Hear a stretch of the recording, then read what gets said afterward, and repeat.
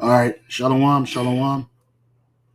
All right, shalom, shalom. I want to start off by giving all praises, honor, and glory to Yahweh, by Hashem, Yahweh Shai, by Hashem, Rakak, Radash. I want to say and give double honor to the apostles and the bishop elders, a great millstone for teaching us this word in truth and sincerity and for ruling well. And salutations to the elect, right? Lord willing, with some of those men and women who believe in fear in the name of Yahweh, Bashan Shai. I just had like 5 people on, but real quick, it just went right off. I don't know if anybody's, I don't see anybody on the comment board to see if they can hear me or not. But again, all praise, honor, glory to Yahweh, Bashan Shai, double honor to the apostles and the bishop elders of great millstone. Salutations to the elect, Lord willing, we're some of those men and women who also fear and believe in the name of Yahweh, Bashan Shai. Hey, I'm the brother Gabar Yahweh from GMS Hawaii, coming to you with a quick lesson. It was inspired by this lesson that I'm currently watching from Elder Rakal Yaquem. His page is GMS Fear the Most High 7 God, right? And the title of his lesson was a reply to what will happen to the United States if African Americans disappear. And this is off the heels of this Twitter post by some guy named Douchebag, right? You got a lot of Edomites voicing their real opinions about you so-called Afro-Americans, so-called Negroes here in America and abroad, right? But mainly here in America, because to an Edomite, which is the so-called white man, and not everybody that's so-called white goes back to Edom, but we're talking about starting with the super elite and these Edomites here in America, right? They believe that the super elite believe that Jacob is the reason why they don't have the blessing that they so, earnestly want, right? Which that is not our fault. The Most High, Yahweh, Bashem Yahweh Shai set that up and set the things in motion, right? Esau wasn't created to be righteous, and the elder said that in this video, right? Esau wasn't set up to rule a righteous world in perpetuity. It wasn't set up that way, right? And you're trying to scheme your way into doing that, but it's just going to backfire. And so the average Edomite, the so-called working class white man here in America, who is being was encouraged by these so-called talking heads, which is all this is a part of the plan of the elite anyway, to sow discord, discontention, and dissatisfaction with the way things are running here in this country, right? And their first thing is to blame so-called black people, right? How dare you so-called you Negroes or you niggas or you color, whatever they call us, Afro-Americans, how dare you live better than me? Because see, Esau is down bad, right? The average, you got Jakes. When I say Jakes, I'm talking about so-called Negroes, Latinos, and Native Americans. You got some living better than Edomites in this country, right? Esau look at Jake like, how dare you, do better than me? This is my country. This country is made for me and people that look like me, not you, right? When you look at the different riots, race riots that had and they weren't really race riots. It was basically Edomite onslaught to so-called Afro-American colored Negro communities here in America. Most of that was spurred by envy, right? It wasn't that Jake did something purposeful to them and they just felt the need to erase their land, their identity, their culture, their history on that land, their wealth. It wasn't nothing that one particular Jake did would warrant such behavior. But the reason why these Edomites react the way they react is because of sheer envy, right? He envies us, right? He ain't going to tell you that, but they envy us. They envy the so-called, starting with the tribe of Judah, they envy the so-called African American, so-called Negro, right? They envy our prowess, our sexual prowess, our physical prowess, our mental prowess, our spiritual prowess. They envy that. And that's why they seek to either exploit it or destroy it. And they'll destroy it by exploiting it too, right? That's why you see they grab the best physically capable so-called Afro-Americans and put them in their sports, right? And they just relegate them to that. You're just an athlete, right? And if you ever have aspirations of ownership, aspirations of equality or equity here, you can toss it out your damn mind, because I pay you to run. I pay you to run this football. There was a news anchor that said that about LeBron James. Told him to what? Shut up and just dribble, right? Because that's how they see you. The most average Edomite can't do half, not even a half. Edomite couldn't do a quarter of the things LeBron James could do physically, right? And I'm not defending that guy because he's a sellout, right? But he's a man that's being used to forward Esau's enterprise. Like we're talking about LeBron James right now, so the NBA and all the rest of his shit that he does, right? He made this guy the face of the NBA so that he could what? He could continue to exploit them and bring money into his organizations, right? It ain't about championships. It's not about practice. Yeah, they got to do all of that shit, right? They got to make it look real, right? So, but at the end of the day, who's benefiting the most from that? Esau, Edom, right? Esau, Edom, and again, they relegate you to the lowest thrones of society, right? And then when things are starting to crumble around them, right, what do? They blame you. Real quick, this is the book of Revelation 12 and 12, right? Revelation 12 and 12, right? Revelation 12 and 12, it says, therefore rejoice ye heavens, and ye that dwell in them.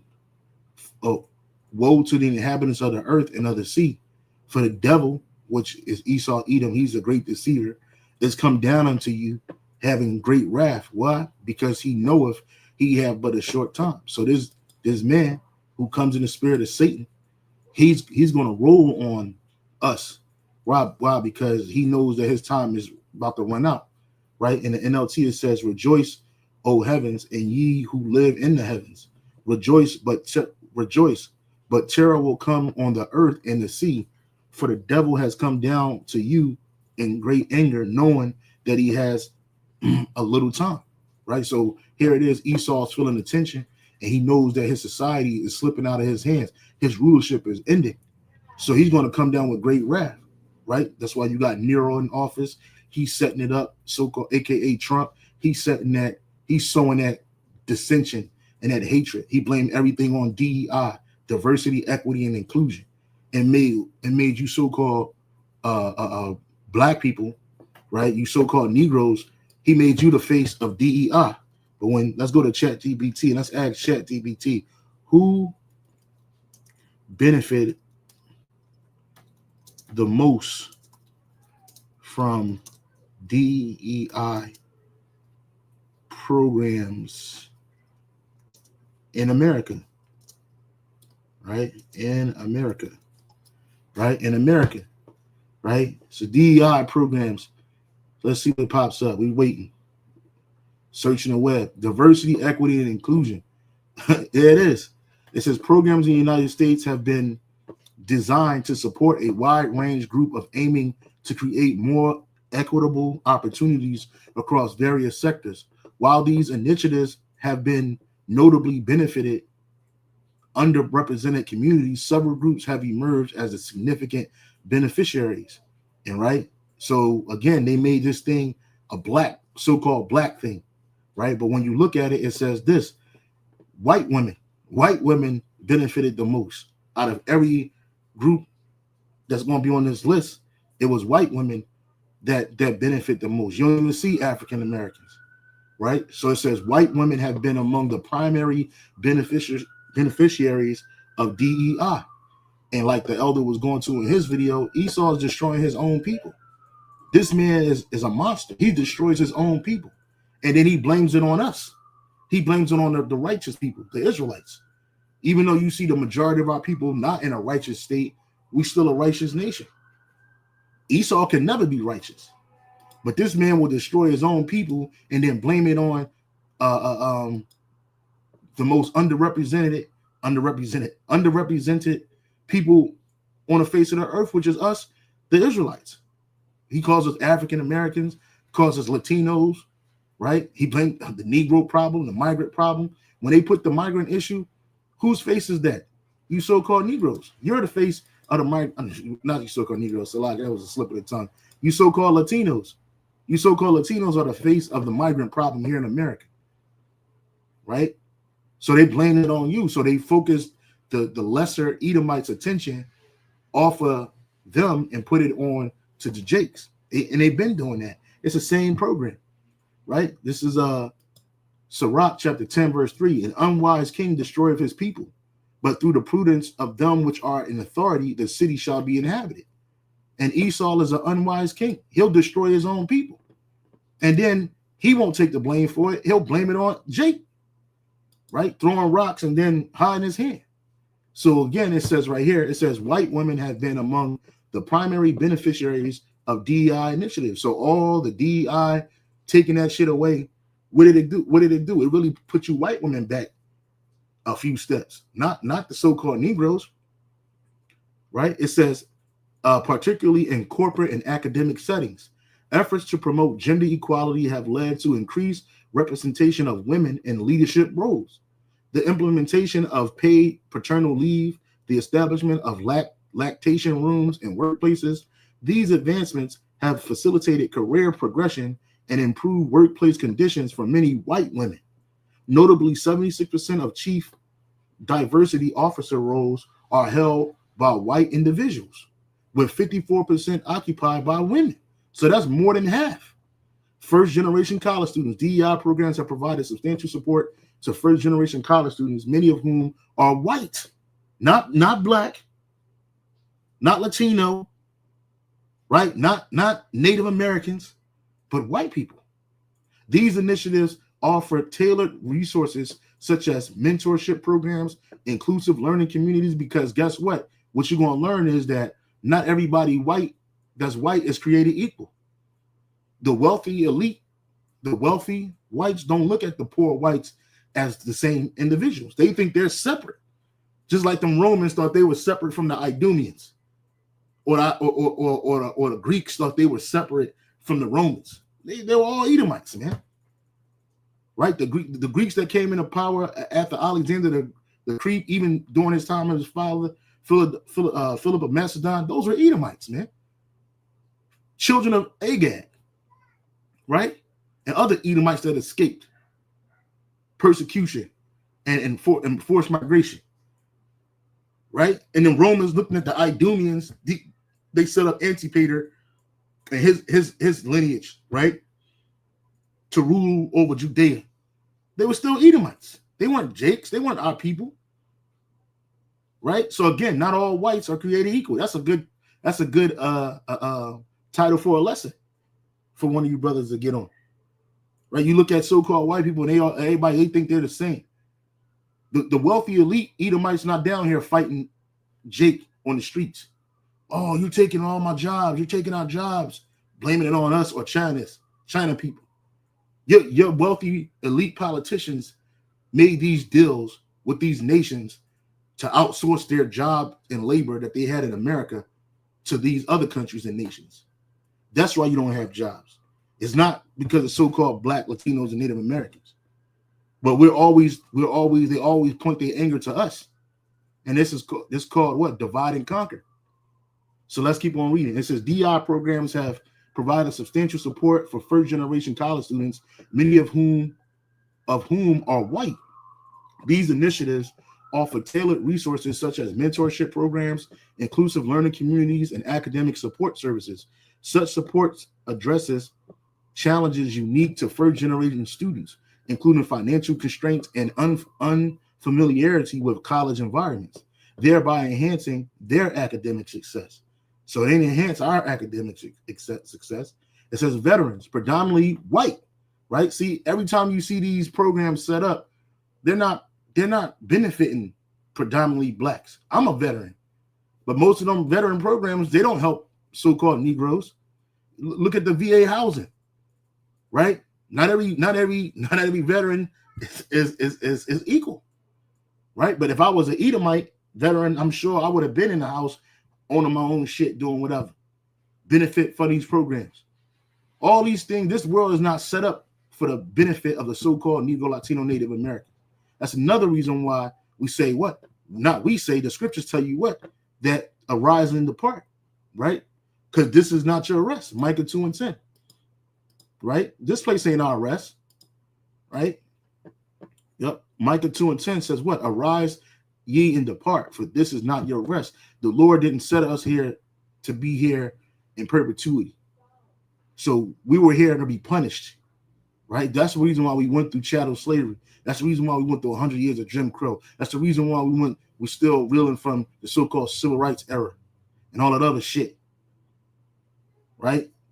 Don't let the minority of our people who sold out to this man for chump change fool you and think you that, oh, we're all created equal. We can all make it. We just got to work hard and hustle hard. That's not the case. And money is not going to solve our problem that is really plagues us here in this country. What's going to solve that is the spirit and power of Yahweh Bashim Yahweh Shah. Because Jake's problem is not carnal, is not financial. It's spiritual at the end of the day. And Esau can't give you an answer for that because he's not a spiritual man. The only one that can give us an answer for that is Yahweh Bashim Yahweh Shah. And it's found in his word. Arise ye and depart, for this is not your rest, because it is polluted, and it shall destroy you. It shall destroy you even with a sword destruction. Right. This place, America, is polluted. It's going to destroy you with a sword destruction. It's not going to benefit you. It's not going to help you. This place is going down. All right. This place is about to be destroyed. It wasn't set up to be an extreme benefit unto you. Right. Let's keep on reading. Veterans predominantly white, approximately 60%, have also benefited from DEI programs. These initiatives have offered academic support, mental health services, career transitions, assistance, recognizing the unique challenges veterans face in higher education and the workplace. Programs tailored to veterans have facilitated their integration into civilian life and promoted their educational and professional advancement. LGBTQ plus individuals. LGBTQ community have positive impacts from DEI efforts, particularly through establishment of employee resource groups that advocate for inclusive policies in workplace. These groups have been instrumental in promoting the use of pronouns in professional settings. And this is the reason why Biden, he was signing all those executive orders setting this up, because they knew the next move was going to be what? To tear it all down and then blame it on the Negroes. Right? Blame it on the Negroes. Blame whatever's the problem that's going on Negroes. Mind you, they exalt these minority individuals, extreme minority groups, and make it look like it's a worldwide thing. Right? And it's not. Right? These groups are extreme minorities within minority groups as well as majority groups. Right? Individuals with disabilities. DEI initiatives have supported individuals with disabilities by advocating for accessible workplace, providing training programs, ensuring compliance and anti-discrimination laws. In summary, while DEI programs have been instrumental in supporting historically marginalized groups, they have also significantly benefited white women, first-generation college students who are also white, veterans who are also white, and LGBT individuals, and people with disabilities. These initiatives have contributed to creating more inclusive environments across various sectors. Now, let's ask another question. Who benefits? No. What racial group benefits from, let's say, welfare programs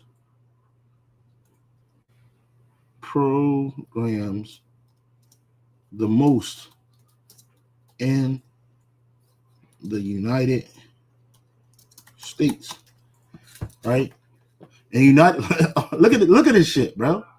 Look at this shit. But yet they make you Jakes the face of the welfare queen, right? You ever heard of that? The welfare queen? The welfare queen. That trope, right? The welfare queen is a derogatory term used in the United States to describe individuals who are perceived to misuse or abuse the welfare system, often through fraudulent means, child endangerment, or manipulation. The media's coverage of the welfare fraud began in the early 1960s and was featured in general interest in publications and Reader's Digest. The term gained widespread recognition following the media reporting in 1972 regarding the case of Linda Taylor, right? It was further popularized by Ronald Reagan during the 1976 presidential campaign when he frequently established Taylor's story in his speeches. Since its inception, the phrase welfare queen has remained stigmatized label and has at times been disproportionately associated with black single mothers, man. So they make you the face of everything that's wrong is Jake. Not realizing that Esau is the problem. You're the issue, not us. Right? But that's what Esau does. He's always done that. He going back to Jacob. When they were born, there's always a problem with this guy. He that's why the scripture call him a liar and the father of it, man. So in the United States, white Americans are the largest racial group that benefit from welfare programs in terms of raw numbers. This is because white people make up the largest percentage of U.S. population. However, the picture changes slightly when looking at rates of welfare participation by race, i.e. percentages of each racial group that uses welfare. White Americans make up the largest share of welfare recipients by number, right? So when they shut these SNAP programs down, they're going to affect Edomites more than they're going to affect Jake. Roughly 40 to 45% of welfare recipients are white. Black Americans represent about 12 to 13% of the U.S. population, but typically make up 20 to 25% of welfare recipients. This means they participate at a higher rate relative to their population size. Hispanics and Latino Americans, Latin Americans, Latino Americans account for 18 to 20% of the population, but roughly 20 to 25% welfare recipients on the program. Their participation rate is also above their population proportion. So the numbers got to be wrong. How is that possible? How is that possible that your population rate is less than your usage rate? You see, right? Asian Americans generally have the lowest participation rates in welfare programs relative to population size. Most welfare recipients by raw numbers, white Americans. The highest participation relative to population size is black and Hispanics. Right? Would you like specific welfare programs like SNAP and Medicaid and TANF? Nah, it's okay. We don't need that. Because at the end of the day, these things that benefit you Edomites most, right? You're blaming us for it. And we ain't the issue. You're the issue. Right? But this is a part of that hate. When you look at shit like this guy named Douchebag says, what will happen to the United States if African Americans disappear? The U.S. population will decrease by 11.3%. The number of employees will decrease by 1.4%. The number of prisoners will be reduced by 48%. And when you watch this lesson that the elder put together, you're going to realize that most of this stuff is part of the curses. That's first of all. Secondly, when you look at this number right here about prisoners, so-called blacks in America are disproportionately arrested and convicted for crimes in America. Disproportionately to that of the so-called white man. Doesn't mean that we're the problem. You got a lot of wild jakes out here. Absolutely. But we're not the cause and the effect of your criminality in America. The number of gangs and other criminal groups will be reduced by 53%. The country's average IQ will grow by 7.4%, putting the United States third place in the world along with Japan. Right? So the reason why America is dumb, they blame it on us. Right? Then you got the AIDS. It's a whole list of things.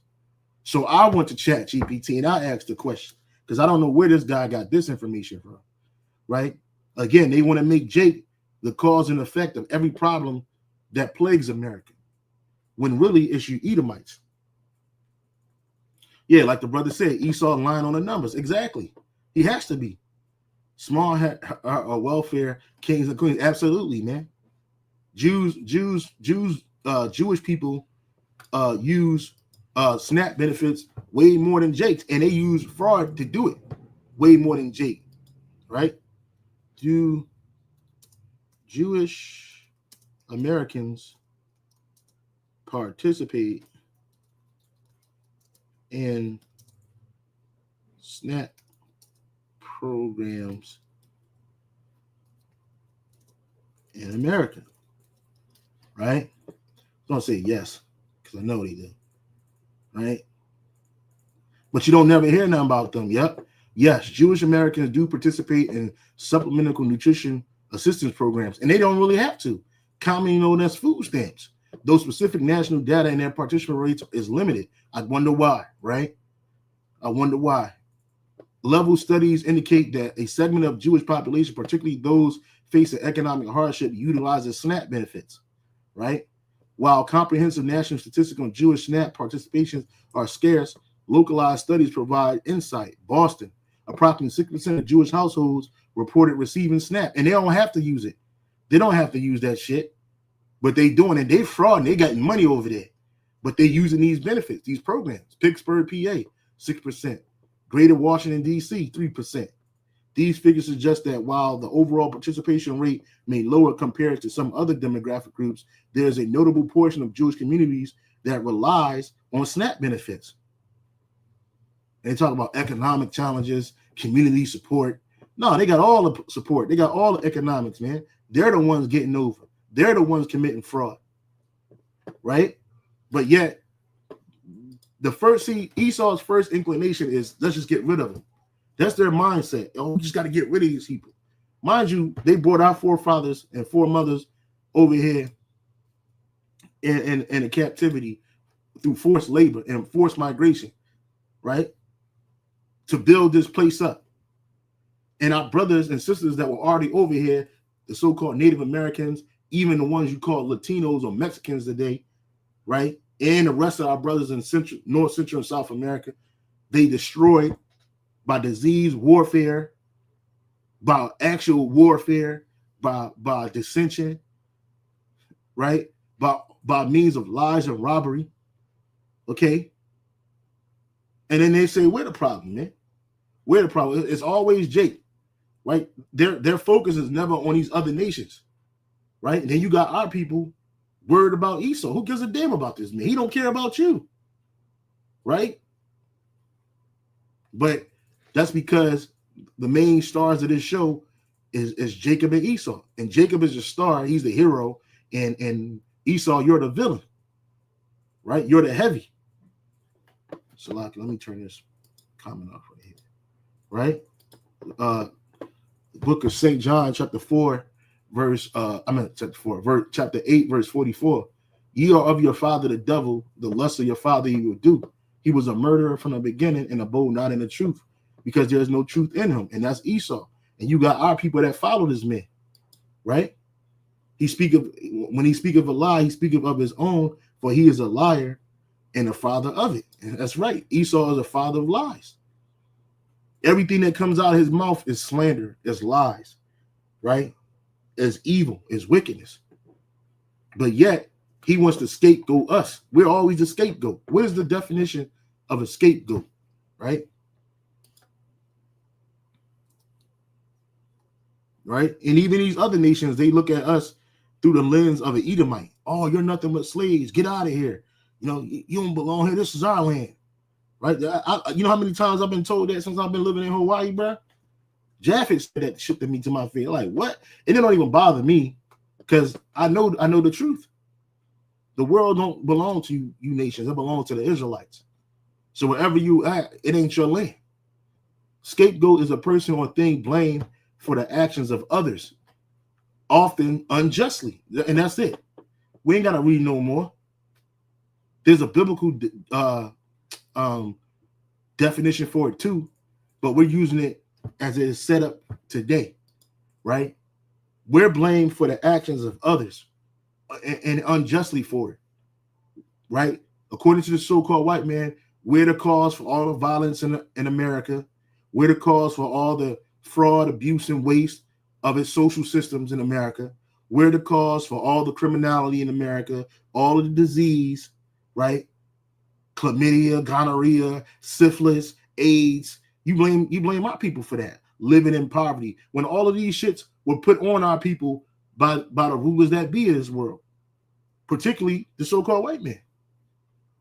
And nobody cares. Nobody, oh, you keep blaming the white man for this. Listen, bro, I take full responsibility for the things that I do as a man, right? But that doesn't mean that there's not a system set up, right, to oppress people that look like me, that come from my nation. Because there is, right? We understand both sides of it. And just because our people do something, don't give you heathens the right to do it, right? They said they have said they have sinned against their God. KJV, right? That wasn't it. It was somewhere else too. Yeah, Jeremiah 50, and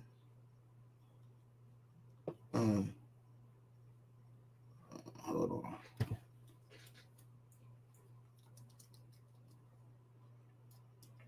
Let me see. I'm trying to find this precept, brothers. Just bear with me.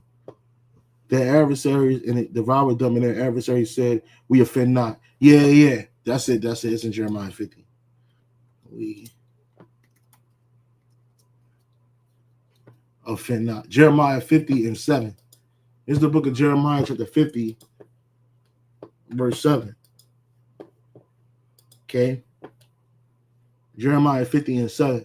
All that found, it says, I'll start at 6. My people have been lost sheep. Their shepherds have caused them to go astray. These are these false leaders. They have turned them away on the mountains. They have gone from mountain to hill. They have forgotten their resting place. Because our resting place is Yahweh Bashem Yahweh Shai. All that found them have devoured them. Who's all that found us? Are these nations, our enemies. And their adversaries say, we offend not, because they have sinned against the Lord, Yahweh Bashem Yahweh Shai, the habitation of justice, even Yahweh, the hope of their fathers. So that's the mindset of these nations, right? When they oppress us and they destroy us and they set us up for failure, what do they say? Well, they offended against their God, so we ain't do nothing wrong, right? It says right here in the NLT, all who found them devoured them. The enemy said we did nothing wrong in attacking them, for they sin against the Lord. Like they are the Heavenly Father's policemen. That's what these nations think. That's what they believe, right? By destroying us and devouring us, they believe that they're defending our righteous power, and you're not. You just add an oppression. You caught us at a weak moment, so you destroyed us. That's all it was. It says they have sinned against, for they sinned against Yahweh, Bashem Yahweh Shai, their true place of rest. We just said that.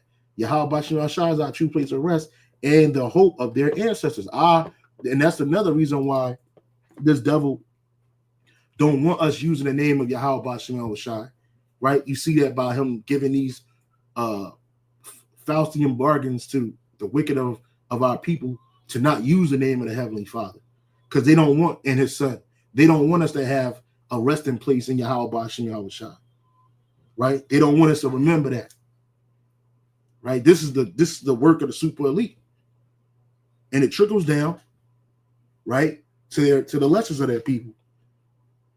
Okay, and when they destroy us, they say, "Look, we ain't do nothing wrong by attacking them because they sin against their power." Well, they only know that because of Judith, the book of Judith, where it says what? When we sin, the Most High gave us up to, I'll get it, Judith chapter 5, right? Judith, the book of Judith, chapter 5.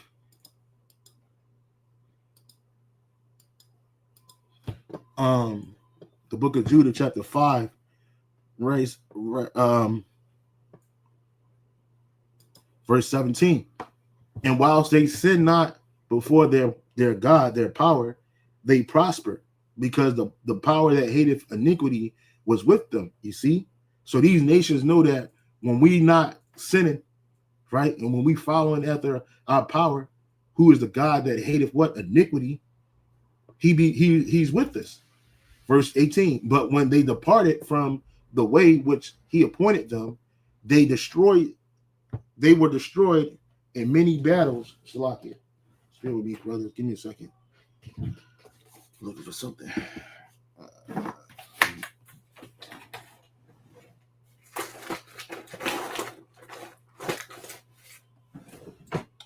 Again, it said, but when they departed from the way which he appointed them, they were destroyed in many battles very sore, and were led captive into lands that was not theirs, into a land that was not theirs. And the temple of their power was cast to the ground, and their cities were taken by their enemies. And that's the Edom. Who's our greatest enemy? The Edomites, man. Right? That's why you see this in the book of Psalms 137. The book of Psalms 137 and 7. It says, remember, O Lord, the children of Edom, and the day of Jerusalem, who said, race it even to the foundation thereof. Right? Because these Edomites, they were cheering on the destruction of our nation. Right? And this is King David prophesying. It says, O Lord, remember the Edomites. Remember what the Edomites did on the day the armies of Babylon, and this didn't happen on the time of King David. It happened after him. But he prophesying. Remember what the armies what the Edomites did on the day the Babylonians captured Jerusalem. Destroy it, they yell, level it to the ground. And that's what they wanted. Right? And that's what they're doing now, even to this day. Right? Destroy these niggers. Get these black niggas out of here. They envy Jake. They always envied us. Right? They never wanted us to be heirs apparent, man. They never wanted us to receive our kingdom. Right? They got Jake so damn razzle-dazzled in the mind that Jake don't even want the kingdom. Right? That's why all you Negroes, Latino, Native Americans, you ain't going on this side. You're going to go into the kingdom, absolutely, but at the death by pain. But going back to you Edomites, your first inclination is to destroy us, man. And you think that by doing such a thing, you didn't do anything wrong, right? And that's why you got these talking heads. There's the prize oozing off of these devils right now, right? We're the problem, but you Edomites are the problem in the world, right? You fool these nations, man. Yeah, it is. I live in the middle of the goddamn Pacific Ocean, and these damn Japhites look at me like I'm the problem because they have a bad day. They get in a sense of road rage, and they flip out on me. They mad at Esau too, because I mean you hear that, oh, how old this, how old that, but they don't really go up on their ass like that. They don't raise up on Esau like that because they know all hell will fall on them. Oh, they need to give us back our land, give us back Hawaii, give us back our kingdom. And they take every damn resource that they have on this island away from you, including the protection, and you'll be lost to the seas, man. These other nations, China will roll on you, Japan will roll on you, right? Russia will roll on you. These other nations will roll on you, right? Just to get closer to the U.S. so they can take it down, right? But yet, when you look at the so-called Negro, we're the problem because they show you an overabundance of our people doing nothing but bare wickedness. Running in the stores, snatching shit, accosting people, shooting each other up like it's going out of style, like it's the goddamn Wild Wild West. Every time you turn on the news, I don't give a fuck what major city you in or little town you in America, the first face you see on the news is a so-called black man or woman committing some type of crime. So in the minds of the people, they're already conditioned that you're the crime, you're the criminals, so they associate criminality with us. It don't matter how much money we got, how hard we work, how upstanding of the citizens we are, how many wars we fought for you. It don't matter. Because in your mind, you're conditioned to see us as the problem and Esau as the answer. But it's the other way around. Okay? It's the other way around. Let me get a precept from the comment board. It's the brother 12 tribes of Israel, 1 Kings 8:46 in the Amplified. When they sing against you, for there is no man who does. I'm sorry, let me read it again. When they sin against you, for there is no man who does not sin, and you are angry with them and hand them over to the enemy, so that they are carried away captive to the enemy's land, whether far or near, far away or near. I'm not sure if he wanted to finish this. Oh, hold on. He didn't finish it off. Yeah, that's what. So basically, when we sin against the Lord, he sent us to our enemy. He give us up to our enemies, man, and cast us into that judgment, right? So let me go back to this, Salaki. Let me go back to this. So we're the problem, right? Get the hell out of here. You ain't doing nothing but scapegoating, Jake. And what inspired me to use that term scapegoating, right? I typed in Chat GPT. Not that Chat GPT got all the answers, because this thing is racially biased too, whether they want to say it or not. Right? I typed in what would have happened to the United States if African Americans disappeared. It says if African Americans suddenly disappeared from the United States, the impact would be profound across every dimension of American life: social, cultural, economic, political, and historical.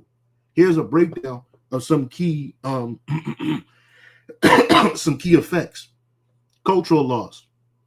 Music and arts, jazz, blues, hip hop, R&B, gospel, and rock, all deeply rooted in African American history, would be drastically altered or non-existent, because we are the salt of the earth. The scripture said that. Yahweh Shai said that if the salt loses its savior, its flavor, right? Savior, same thing, flavor, then it's good for nothing. We're the salt of the earth. Not only do we bring entertainment and music and inspiration to the arts, but what about scientific, right? What about educational, right? And these are things that Esau made his money off of Jake doing. Jazz, blues, hip hop, R&B, gospel, and rock, all deeply rooted in African American history, will be drastically altered or non-existent. Artists like Louis Armstrong, Aretha Franklin, Tupac, and Beyonce shaped global music, right? Everybody's trying to imitate Jake. We the most hated, but we the most imitated, right? Literature and film. Writers like Toni Morrison, James Baldwin, Maya Angelou contributed vital voices, and film directors like Spike Lee and Jordan Peele have reshaped cinema. Economic impact. African Americans contribute trillions to the U.S. economy through labor, business ownership, consumer power, and entrepreneurship.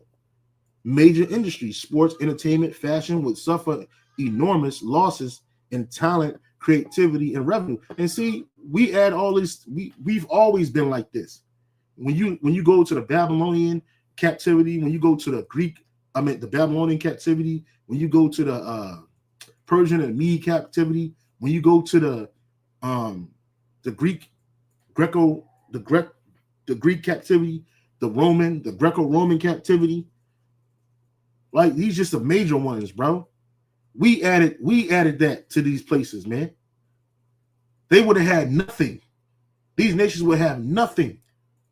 Name me the last heathen nation that brought something to society that's well meaningful for society, that encouraged society to keep rolling and going on and impact it in a way that we as the Israelites impacted. I'll wait.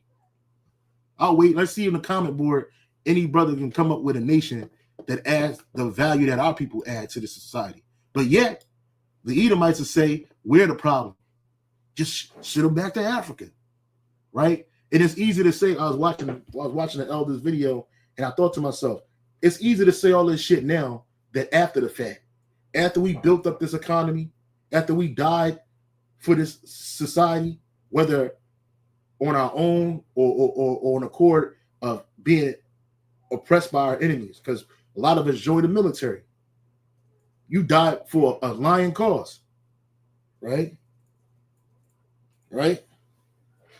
You died for a lying cause, but yet our people fought fucking leg and limb, life and limb for this nation and got nothing for it. None of these other nations impact this nation the way the Israelites have impacted this nation. And it's you simpletons that want Jake gone, like we just don't exist no more. Right? It's easy to say after we done built up your society, we done added to your society and all manners of life. It's easy to say, oh, just get rid of them now. We don't need you. Right? But you do need us. That's why you won't let us go. That's why you refuse to let us get the fuck up out of here and go worship our power in our own land. Right? Jeremiah 30:16. It says, not 30:16, Jeremiah, let me see, Jeremiah, I believe it's 15:33. Yeah, Dawadi Yahweh Shah. Jeremiah 50 and 33. Thus saith Yahweh of hosts, the children of Israel and the children of Judah. This is the both, because it ain't just the so-called Negro that impacts society, including you so-called Latinos and Native Americans. You impact the society in all ways. Thus saith Yahweh Bashem Shah of hosts, the children or the sons of Israel and the sons of Judah were oppressed together, and all that took them captive held them fast. They refused to let us go. And here in America is where we are suffering together. And this man will not let us go.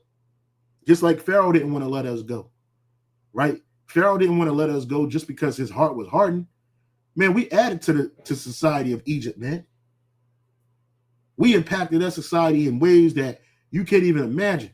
Not just by our works, our physical attributes and slavery, because that impacted Egypt immensely. But when our forefather Joseph was set up the second in command of that fucking shithole country, right, by the Pharaoh on a behest of Yahweh Bashem Yahweh Shai, we made Egypt great. Egypt ain't never been as great as it was when Jake was there. Same way we do now. I'll get this precept real quick off of the comment board. 2 Samuel 7 and 23. And what nation on earth is like your people Israel? There's no nation like us, not one, whom the Most High went to redeem for himself, because the Lord Yahweh Bashem Shai is not redeeming no other nation. He's only redeeming his nation. And the elder one in his video too. You need to watch this video, brothers. The video that the elder posted up. Right, this video right here. Right, brothers need to go to his page and watch this video. Reply to what will happen to the United States if African Americans disappear. Right, but anyway, it says 2 Samuel 7 and 23. For what one nation on earth is like your people Israel, whom the Most High went to redeem for himself as people and as a people, to make a name for himself, to do great and awesome things for yourself and for your land, before your people whom ye have redeemed, right, for yourself from Egypt, from nations and their gods, right?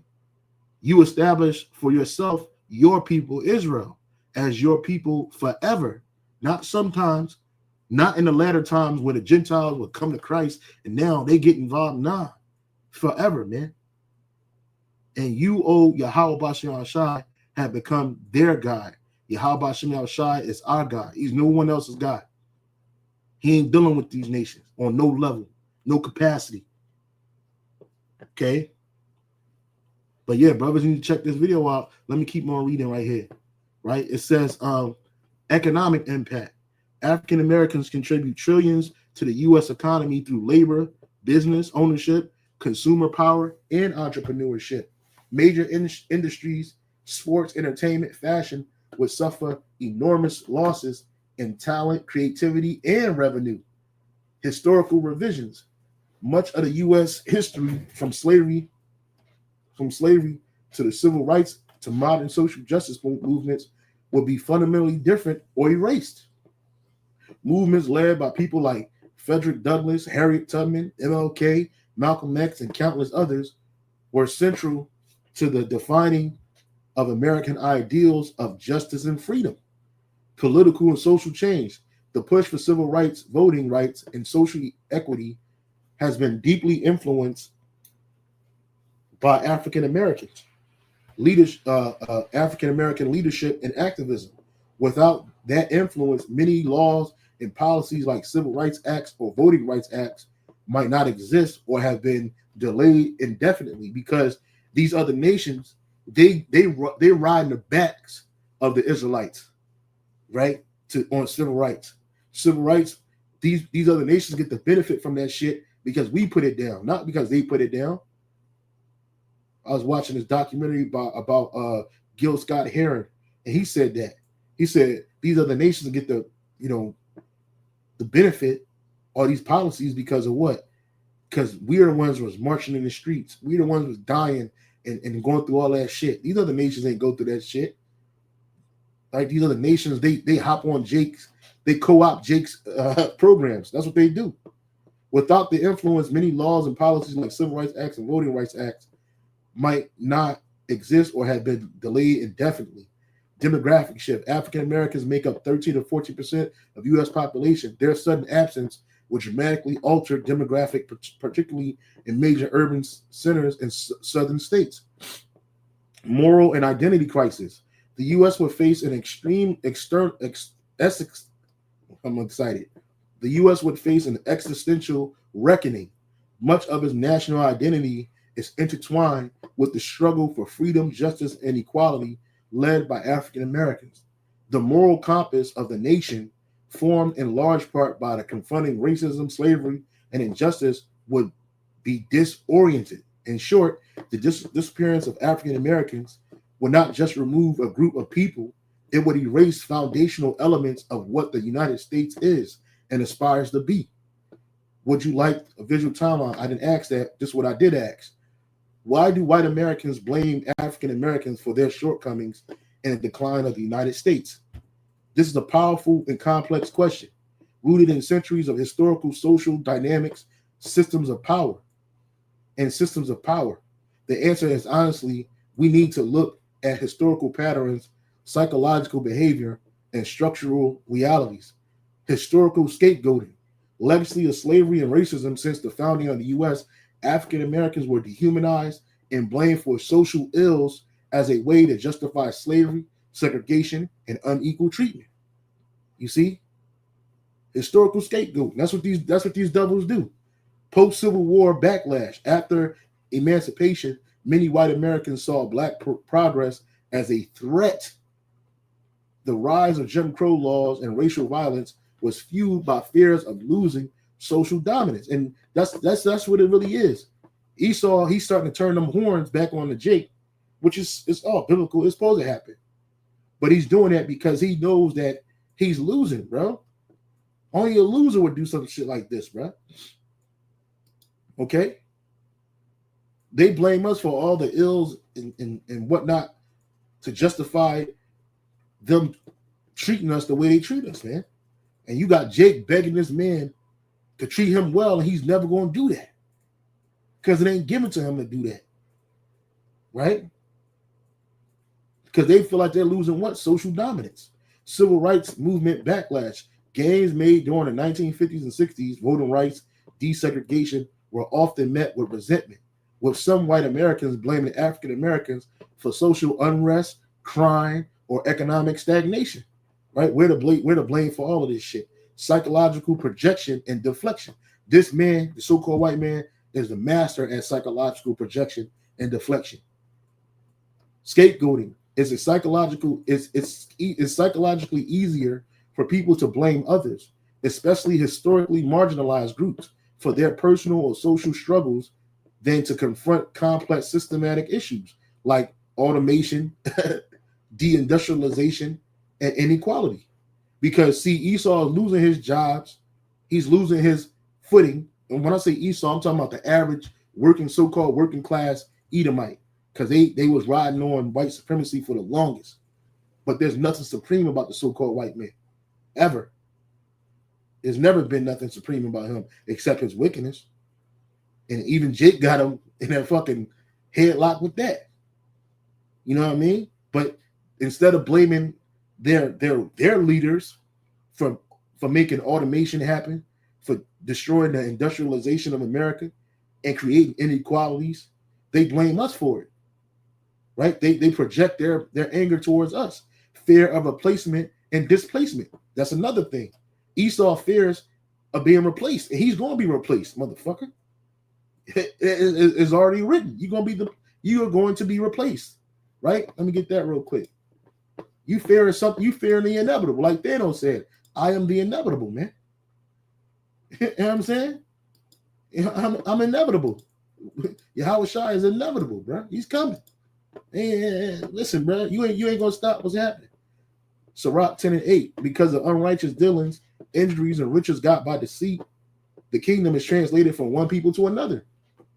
You see, you Edomites, you gotten the power through unrighteous dealings, and injuries and riches got by deceit. So you got to go. Wickedness can't survive forever. It has to be put out, right? 2nd Esdras 6:9. 2nd Esdras 6:9 says what? For Esau is the end of the world, and Jacob is the beginning of it that follow it. So you Edomites, you're the end, and we're the beginning. Not these other not no other nation, is us. But this is what you fear. You fear replacement or displacement, and you are going to be displaced. You're going to be displaced right into slavery, nigga. This is sometimes referred to as white grievance or the great replacement theory, a false belief that white people are being intentionally replaced or disadvantaged by people of color. And in reality, you're being intentionally replaced by your elite. You're useless to them. You're the useless eaters. Right? You used to think that it was Jake that was the useless eaters. Nah, it's you Edomites that are lower class. And these Edomites, they tired of you, man. Your own people. Amalek hates you. Amalek hates his own people, man. This dude's a demon. Right? And you blame it on what? So-called people of color. Political manipulation. Dog whistle politics. Politicians have historically used coded language to blame African Americans for crime, poverty, welfare dependency, to stir racial resentment among white voters. This is done intentionally. And they did a lot of that dog whistle politics during the Trump campaign. E.g. Nixon's Southern strategy, Reagan's welfare queen narrative, divide and conquer. Elites have long used, who are the elites? The Rothschilds, the Rockefellers, the Oppenheimers. These super elite Edomite families have long used racial divisions to keep poor and working class people from uniting across race lines to demand broader economic justice. So they keep you fighting each other, right? That's what they do. Media stereotyping, bias in the news, entertainment for decades. Media has overrepresented Black people in negative roles, criminal welfare recipients, while underrepresenting their contributions to society. This feeds and reinforces public misconceptions, and not only public misconception in America, but all around the world. You go to China and you show up, the first thing they think about is you playing basketball, or you shooting somebody. Asian people think that all Black people got guns and they just shoot each other. Oh, you got a gun, you kill each other. That's what you do. That's what they believe, man. But that's because the bias in entertainment and news. Like I said, whenever you turn on news, man, I've been living for 45 years on this earth, bro. And ever since I was able to understand the news, even before, every time I turn on the local news in Philadelphia, the first thing you see is so-called Black people on the news killing and destroying each other, bro. That's the first thing you see. Another man got killed today. Another man was murdered today in the area, the North Philadelphia neighborhood. Another Black woman was raped today in a West Philadelphia West Philadelphia neighborhood. That's all you see, man. Yeah, I used to hate watching local news. I still do. I watch that shit. It was bullshit. Social media echo chambers. Online platforms often amplify divisive and racist narratives, deepen racist resentment. Look at World Star Hip Hop. Look at all of these local city Instagram pages. Philadelphia going wild. New York crimes. All of that. You think some nigga in a back room created that shit? No, it was an Edomite in a back room that created them fucking pages. And they push that shit out there. They over-sexualize our people. They over-criminalize our people. They overly undereducate our people, right?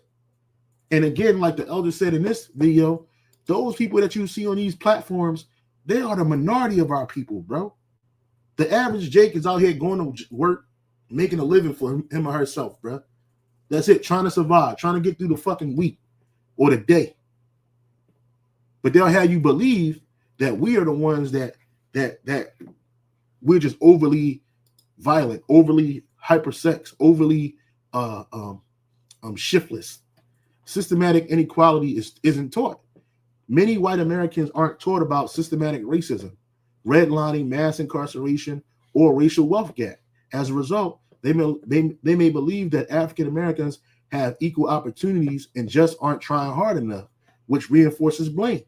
Bottom line, blaming African Americans is a symptom of deeper issues in American society: fear, inequality, misinformation, and a refusal to reckon with uncomfortable truths, because Esau hates the truth. And that's the reason why he's coming up against it. He does not like to hear the truth, but it's going to be said. It's easier for some to blame a marginalized group than to address the root cause of America's struggles: greed, corruption, inequality, and a refusal to reconcile with the country's own history, right? And so, that's it. Then you go to Habakkuk 2:15. Woe unto him that giveth his neighbor drink, that putteth thy bottle to him, that maketh him drunken, also that thou mayest look on their nakedness. Esau he makes sin and iniquity commonplace on the earth, especially here in America. And he put Jake as the forefront of that. The Sexy Reds, the Cardi B's, the Jay-Z's, the Birdmans, the Lil Waynes, you got the drug addicts, you got the street drug dealer, you got the super whore, right? You got the ratchet, that ratchet behavior demon. And they had you thinking that this is just the way it is, man. And it really ain't, man. You go to any ghetto USA, everybody ain't walking around looking like Sexy Red, acting like that. Them type of bitches are relegated to the dirty niggas in the ghetto, bro. Them dirty hoes, man. Ain't nobody checking for that. That kind of behavior is not acceptable, but they'll exalt a bitch like Megan Thee Stallion. They'll exalt an obese demon like Lizzo, right? Had you thinking that, oh, this is good, obese is beautiful. And it's not. It's fucking disgusting. It is. You got to find something else about this person to love, man. Not the obesity.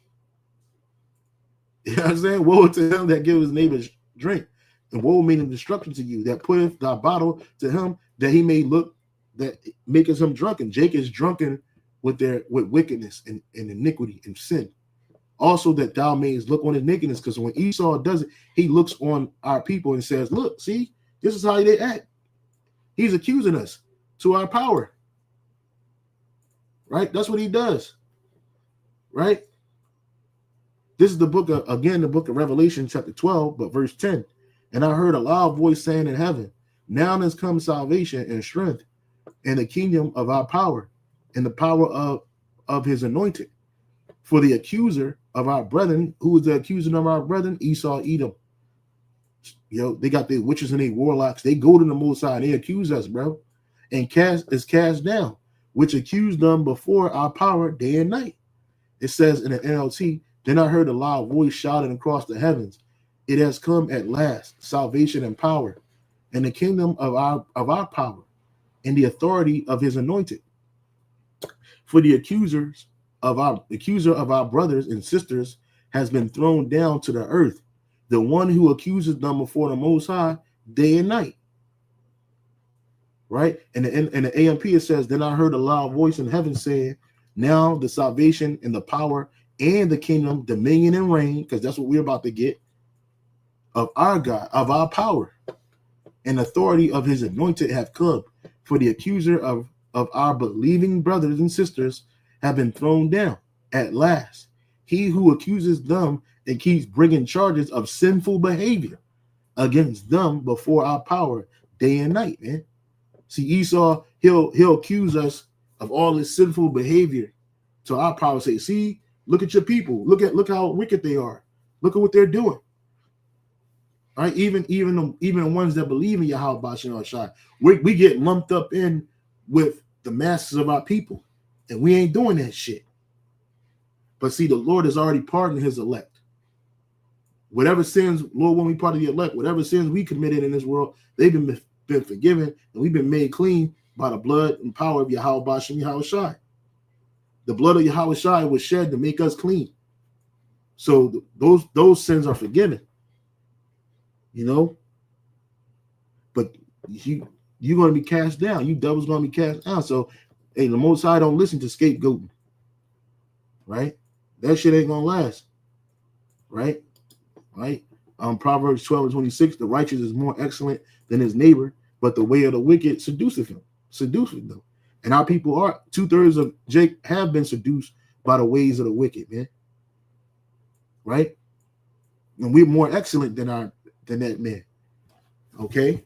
So yeah, brothers, I just wanted to put this on wax. Thankful that you brothers, sisters got up early to watch this lesson. The Wada Yahweh Shai, the Wada Yahweh Shai for Elder Rakar Kwam's video, because that definitely was an inspiration through the spirit to do this lesson, man. Right? This has been Esau / Edomites love to scapegoat Jacob / Israel. Hope you been edified with that and say shalom and on to the next. Hey, shalom.